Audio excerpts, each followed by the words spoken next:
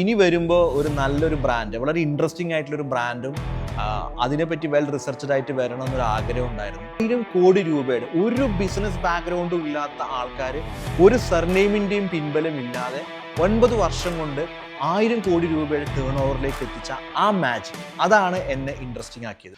Hello നമസ്കാരം, പുതിയ വീഡിയോയിലേക്ക് എല്ലാവർക്കും സ്വാഗതം. നമ്മൾ ഈ ഹലോ നമസ്കാരം പറഞ്ഞിട്ട് കുറച്ച് നാളായി നമുക്കറിയാം.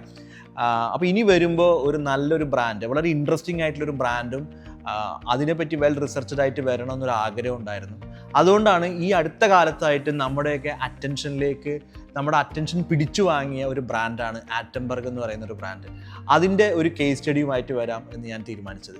അതിൽ മറ്റൊന്നുമല്ല, 2016 മുതൽ ട്രഡീഷണൽ സീലിംഗ് ഫാൻ എന്ന് പറയുന്ന ഒരു കാറ്റഗറിയിൽ അവർ വന്നിട്ടേ 2025 ആയപ്പോഴേക്കും ഈ 9 വർഷം കൊണ്ട് മാജിക്കൽ ആയിട്ടുള്ള ഗ്രോത്ത്, 1000 കോടി രൂപയുടെ ഒരു ബിസിനസ് ബാക്ക്ഗ്രൗണ്ടും ഇല്ലാത്ത ആൾക്കാർ ഒരു സർനെയിമിൻ്റെയും പിൻബലം ഇല്ലാതെ 9 വർഷം കൊണ്ട് 1000 കോടി രൂപയുടെ ടേൺ ഓവറിലേക്ക് എത്തിച്ച ആ മാജിക്, അതാണ് എന്നെ ഇൻട്രസ്റ്റിംഗ് ആക്കിയത്. ആദ്യമായി നമുക്കൊരു കേസ് സ്റ്റഡി നമുക്ക് എടുത്ത് നോക്കുമ്പോൾ ആറ്റംബർഗ് വരുന്നതിന് തൊട്ട് മുമ്പേ ഉള്ള മാർക്കറ്റ് സിറ്റുവേഷൻ എന്തായിരുന്നു, ആറ്റംബർഗ് വരുന്നതിന് മുമ്പേ ഉള്ള ട്രഡീഷണൽ ഫാനിൻ്റെ കാറ്റഗറി, ആ കാറ്റഗറി എങ്ങനെയാണ് ആളുകൾ സമീപിച്ചിരുന്നത്, കസ്റ്റമേഴ്സ് എങ്ങനെയാണ് അതിനെ അപ്രോച്ച് ചെയ്തിരുന്നത് നമുക്ക് നോക്കാം. ഒരു 4-5 വലിയ ബ്രാൻഡുകൾ കൺസോളിഡേറ്റ് ചെയ്തിരിക്കുകയാണ് ഈ മാർക്കറ്റ്. 50,000 കോടി രൂപയുടെ മാർക്കറ്റാണ് കേട്ടോ ഇന്ത്യയിലെ ട്രഡീഷണൽ സീലിംഗ് ഫാൻ.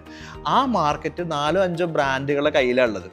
അപ്പോൾ 4-5 ബ്രാൻഡുകൾ 10-20 വർഷമായിട്ട് ഇത് കയ്യിൽ വെച്ചതുകൊണ്ട് തന്നെ ഇന്നോവേഷൻസ് ഒന്നുമില്ല. ആകെ ഇന്നോവേഷൻ എന്ന് പറഞ്ഞ് ഇവർ കുട്ടിഘോഷിച്ച് ഇറക്കിയത് എന്താണെന്നറിയോ, ഈ വെള്ള കളറുള്ള ഫാനിനെ പിന്നെ ബ്രൗൺ കളറാക്കി പെയിൻറ്റ് മാറ്റിയതൊക്കെയാണ് അവർ കാര്യമായ ഒരു ഇന്നോവേഷനായിട്ട് അവർ അവതരിപ്പിച്ചത്. അപ്പോൾ പൊതുവേ കസ്റ്റമറുടെ ഒരു കാറ്റഗറി, ഇപ്പോൾ ഈ ഫാൻ എന്ന് പറയുന്ന കാറ്റഗറി വാങ്ങാൻ പോവുകയാണെങ്കിൽ പറ്റുന്ന കളറ് ഒന്ന് വെള്ളയാണോ ബ്രൗൺ ആണോ നോക്കും, അതെടുക്കും. പിന്നെ നമ്മൾ നോയ്സ്ലെസ് ആവണം എന്നുള്ളത് അങ്ങനെ എടുക്കും. ഇതാണ് ട്രഡീഷണൽ ഇവർ വരുന്നതിന് മുമ്പേ ഉള്ള നമ്മുടെ ട്രഡീഷണൽ സീലിംഗ് ഫാൻ കാറ്റഗറിയുടെ പ്രത്യേകതകൾ. ഈ ആറ്റംബർഗ് എന്ന് പറയുന്ന ആൾക്കാർ 3 പേരാണ്. 2 പേര് IIT മുംബൈയിൽ നിന്നും പിന്നെ ഒരാൾ IIM വന്നതാണ്.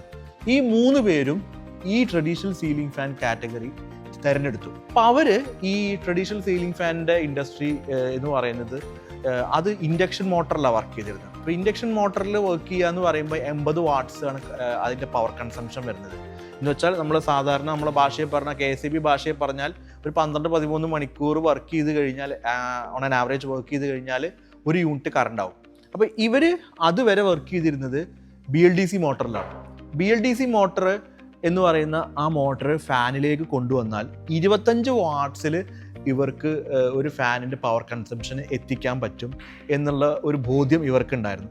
ഇവർക്കാണെങ്കിൽ BLDC മോട്ടറിൽ വർക്ക് ചെയ്തിട്ടുള്ള എക്സ്പീരിയൻസും ഉണ്ട്. ബാറ്ററിയിൽ ഫാനിന് കൂടുതൽ ലൈഫ് കിട്ടുക എന്ന് പറഞ്ഞു കഴിഞ്ഞാൽ അത് വൈകാരികമായി തന്നെ ഭയങ്കര വോവുള്ള ഒരു സംഭവമാണ്. അപ്പോൾ ഇൻവെർട്ടറിൽ ബാറ്ററി ലൈഫ് കൂടുതൽ കിട്ടുന്നു.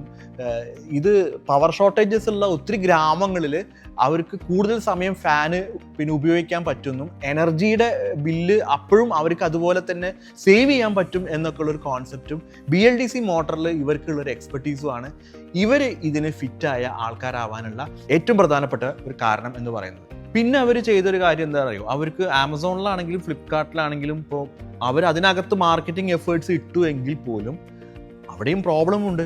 കാരണം എന്താ, അതിനകത്താണെങ്കിലും അവർക്ക് ബ്രാൻഡില്ല.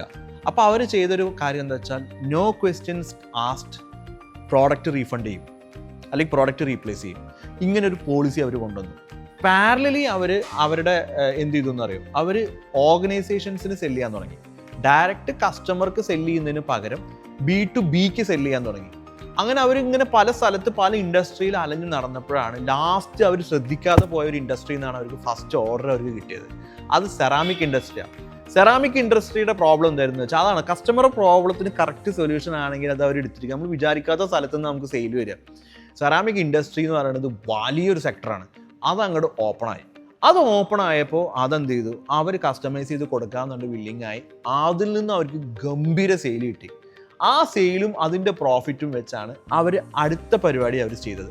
അടുത്ത ചെയ്ത പരിപാടി എന്തായിരുന്നു വെച്ചാൽ മറ്റേ ഇൻ മാർക്കറ്റ് ഓഡിയൻസിനെ ഒന്നും കൂടെ ട്രാക്ക് ചെയ്യാൻ വേണ്ടിയിട്ട്, ഒന്നും കൂടെ ചേസ് ചെയ്ത് പിടിക്കാൻ വേണ്ടിയിട്ട് അവർ ഗൂഗിളിൽ SEOയിൽ അവർ ഫോക്കസ് ചെയ്തു. ഇപ്പം SEOയിൽ തന്നെ ഫാൻ എന്ന് പറയുന്ന സമയത്ത് അത് ഓൾറെഡി ആമസോണും ഫ്ലിപ്കാർട്ടും ഞാൻ നേരത്തെ പറഞ്ഞവർ അവിടെ അവന്മാരെ ഒരു കുത്തകയാണത്. പക്ഷേ അവർ വിട്ടില്ല. അവരെന്ത് ചെയ്തു, ആദ്യം ഈ ഫാൻ എന്ന് പറഞ്ഞ കീവേഡ് ഭയങ്കര ടൈറ്റ് കോമ്പറ്റീഷനുള്ള കീവേഡ് പിടിക്കാണ്ട് ഒരു BLDC ഫാൻസ് എന്ന് പറഞ്ഞിട്ട് ഒരു പുതിയൊരു ഒരു കീവേഡിലേക്ക് ടാർഗറ്റ് ചെയ്തു. അത് താരതമ്യേന വോളിയം കുറവാണ്, സെർച്ച് വോളിയം കുറവാണ്. പക്ഷേ അവർ ഈ സാധനം BLDCയിൽ ഫോക്കസ് ചെയ്തിട്ട് ഒരു 2 വർഷം ത്തിനുള്ളിൽ അവരെന്ത് ചെയ്തു, ഈ എല്ലാ കീവേഡ്സിലും അവർ നമ്പർ 1 പൊസിഷനിലേക്ക് വരുന്ന രീതിയിൽ അവർ ചെയ്തു. അതിന് SEO ആക്ടിവിറ്റീസ് ഒരുപാട് ചെയ്തിട്ടുണ്ട്. അപ്പം ഇതോട് കൂടിയിട്ട് ഇൻ മാർക്കറ്റ് ഓഡിയൻസിനെ കംപ്ലീറ്റ് ആയിട്ട് അവരെ കയ്യിൽ ഓൾമോസ്റ്റ് അതിൻ്റെ ഒരു മേജർ ഷെയർ ബിസിനസ് കയ്യിൽ കിട്ടുന്ന രീതിയിൽ അവർ ചെയ്തു.